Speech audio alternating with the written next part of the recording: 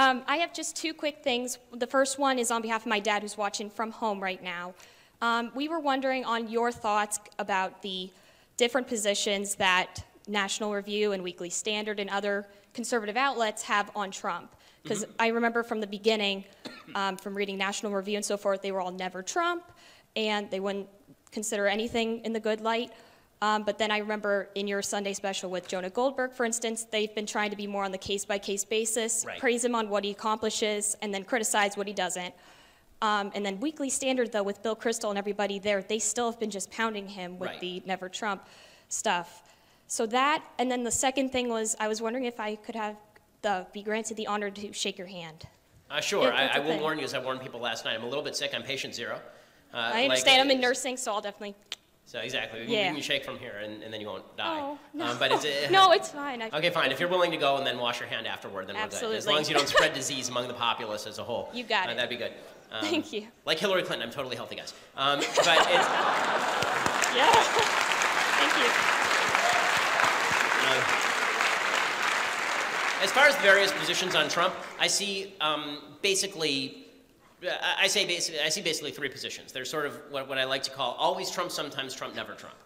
Right? Always Trump is Trump can do no wrong. He's a magic orange man. He's fantastic. Everything he does is an act of pure genius of the highest order. When we lose an Arizona Senate seat because Trump, then that's not his fault. It's because Martha McSally's a bad candidate. But when we win a Senate seat in Florida, then that's because of Trump.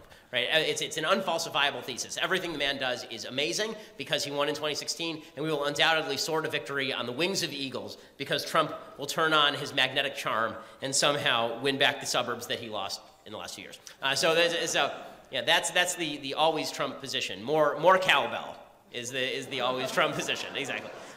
The sometimes Trump position is the position that I have taken, which is that I did not vote for him in 2016, which I'll explain in a second, because I think it explains sort of where never Trump is now. I didn't vote for him in 2016, but I said then, I said now, there's a good Trump and there's a bad Trump, right? I've had this model, good Trump, bad Trump, for years. We have a jingle, right? You know it. You're dancing to it. It's that good. But which one will it be today is always the question. And he does some good stuff. He does some bad stuff, right? He's a hammer in search of a nail. This is his charm. Sometimes he hits a nail, and it is wonderful, and it is edifying, and it needed to be said, and sometimes he hits a baby, and it's not great. And basically, you're going to get both those things in the course of a day, right? In the course of a day, he's going to yell at Jim Acosta, and then on that same day, he's going to say something about how he's going to defund California's firefighting in the middle of, like, a giant fire, right?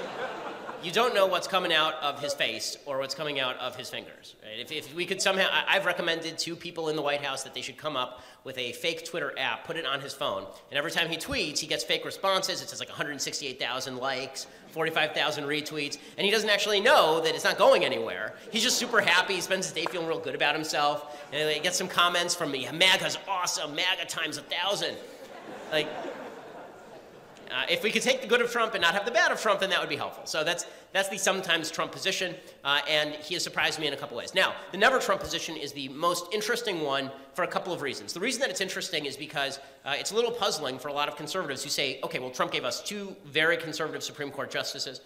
The president has given us regulatory reform. The president has given us a tax cut. The president moved the embassy to Jerusalem, right? All these good things that the Trump administration has done. So to explain where I think the never-Trumpers are coming from, and I think they're wrong, by the way, right? I don't side with them. But I think this is where Bill Kristol, for example, is coming from. So I will go back to my position in 2016. So my position in 2016, I didn't vote for Hillary because I'm not that. But I'm not.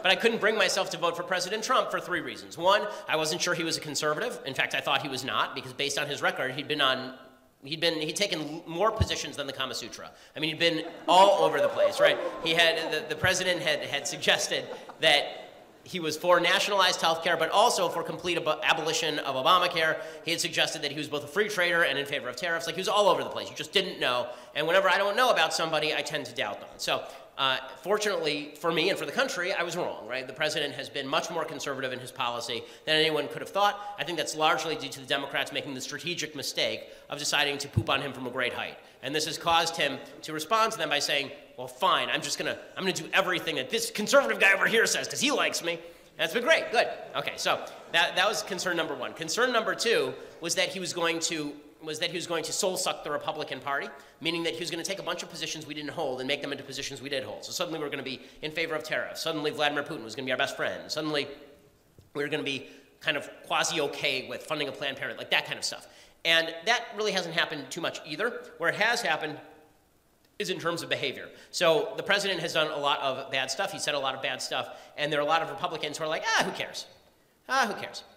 I think that's a serious problem for reason number 3 that I didn't vote for him. So the reason number 3 I didn't vote for him is I was afraid he was going to toxify Republicans and the Republican brand for the foreseeable future. And that association with President Trump, a guy who said on national television in 2016 that he didn't know what the KKK was, a guy who ripped into a Gold Star family, a guy who was caught on tape saying that he grabbed women by the genitals, that this may have some consequences down the road. And I still fear that, right? I think that 2018 was actually pretty good proof that he's alienated a lot of suburbia. The rural parts of the country really like him. Everybody in the cities and in suburbia really doesn't, and that's a very big problem for Republicans because those parts are growing and rural areas of the country are shrinking as a general rule. So where this comes, so for me, the idea is that now looking at 2020, I see President Trump and I say, okay, he's given me much more policy than I thought. Great, so that concern is off the table. 2, has he soul-sucked the Republican Party? Maybe a little, but it's already been done, right? There's no way to undo that. And as far as 3, toxification of the brand, again, the damage has already been done. There's no real further toxification that's happening at this point. He is what he is, and we all know what he is, right? He's the strong markets efficiency theory. Everything is priced in. He could shoot somebody on Fifth Avenue. No one cares. However, for the Never Trump folks, for people at the Weekly Standard, what they say is that basically his continued presence with the support of Republicans is a continuous canker on the likability of the Republican Party and the conservative message. They're afraid that every time he does something good and we cheer him, all people on the other side see is us cheering a guy who did all the bad things that I'm talking about before. That's their analysis. Now, I think that analysis is wrong. I think that it's too simplistic. I think that, again, the damage that he's done has already basically been done. He hasn't exacerbated it all that much. I think that it's basically trumping Trump. We all know it. We're all there, like, understood. That's where I think the 3 positions are. I think that the sometimes Trump position is the one where most Americans are on most issues. And I think that that's pretty much where young Americans are too, which is, okay, we understand dude's kind of a schmuck, but sometimes he gives us good stuff, and sometimes he says funny stuff, and he's entertaining, and okay, whatever.